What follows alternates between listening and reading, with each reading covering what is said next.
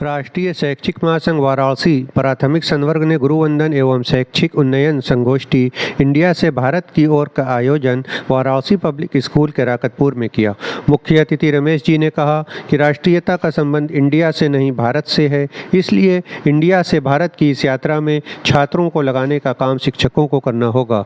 मुख्य वक्ता महेंद्र कुमार ने कहा कि इंडिया से भारत की यात्रा आज की सबसे बड़ी आवश्यकता है, क्योंकि इंडिया की जीवन शैली ने भारत की संस्कृति और संस्कारों पर कुठाराघात किया है। इसलिए आने वाली अपनी पीढ़ियों को भारतीय मूल्यों, परंपराओं और संस्कारों से नहीं जोड़ेंगे तो विश्व गुरु रहे भारत की आत्मा खत्म हो जाएगी, जिससे वह भारत खत्म हो जाएगा जो आज भी विश्व बंधुत्व के लिए प्रासंगिक है। और यह कार्य विद्यालयों में होगा, जिसके शिल्पी शिक्षक के अलावा कोई दूसरा नहीं हो सकता। विशिष्ट अतिथि जिला बेसिक शिक्षा अधिकारी डॉक्टर अरविंद पाठक ने कहा कि निपुण भारत के लिए छात्रों के सर्वांगीण विकास का काम शिक्षकों की स्वप्रेरणा से करने का प्रयास होगा।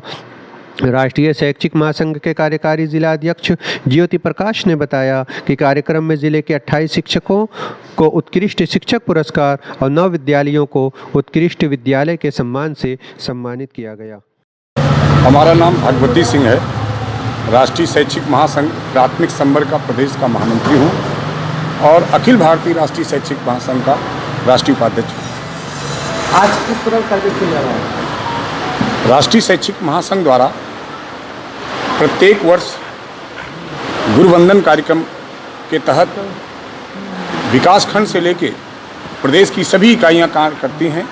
उसी कड़ी में बनारस जनपद का गुरुवंदन कार्यक्रम है और गुरुवंदन के कार्यक्रम के साथ ही देश में स्वतंत्रता के 75 वर्ष होने के बाद अमृत महोत्सव कार्यक्रम मनाया जा रहा है और पूरे प्रदेश में 64,245 स्थानों पर विद्यालयों में 1 अगस्त को एक साथ मनाया गया है।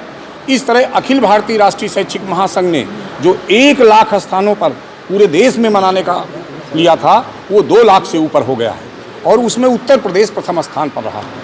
एक साथ 1 अगस्त को मनाने के बाद 30 सितंबर तक जनपद मुख्यालयों पर अमृत महोत्सव कार्यक्रम मनाने की संकल्पना है। उसकी कड़ी में यह संयुक्त कार्यक्रम यहाँ भी आयोजित किया गया है और पूरे 75 जनपद में ये कार्यक्रम जनपद स्तर पर चल रहा है। मुख्य अतिथि कौन है इस कार्यक्रम में? इस कार्यक्रम के मुख्य अतिथि हमारे राष्ट्रीय स्वयंसेवक संघ के काशी प्रांत के प्रचारक माननीय रमेश जी हमारे इस कार्यक्रम के मुख्य अतिथि हैं और अखिल भारतीय राष्ट्रीय शैक्षिक महासंघ के उच्च शिक्षा प्रभारी और उत्तर प्रदेश, उत्तराखंड, झारखंड और बिहार के प्रभारी माननीय महेंद्र कुमार जी हमारे जो है मुख्य वक्ता।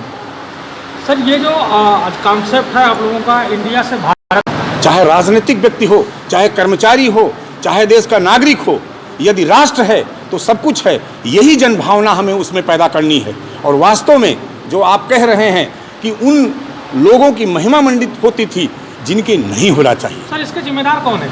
इसके जिम्मेदार हम आप हैं। इसके जिम्मेदार जो हम उस समय के लोग हैं जो जनजागृत नहीं फैला, लेकिन हम लोग इस समय जनजागृत फैला के, चूँकि हम शिक्षक के साथ ही समाज में, राष्ट्र में इन सब विकृतियों को दूर करने का प्रयास कर रहे हैं और उस प्रयास में राष्ट्रीय शैक्षिक महासंघ अपनी भूमिका अदा कर रहा है। निश्चित रूप से हम सफल होंगे। लेकिन सर, शिक्षक हमें जो पढ़ाता है हम वही जानते हैं इतिहास, तो ये पहले इस पर क्यों नहीं आवाज़ उठी?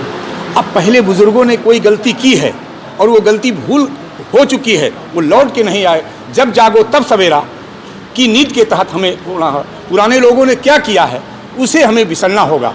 हमें अपनी इस युवा पीढ़ी को सचेत करना होगा, जागृत करना होगा। यही हमारी संकल्पना है। धन्यवाद।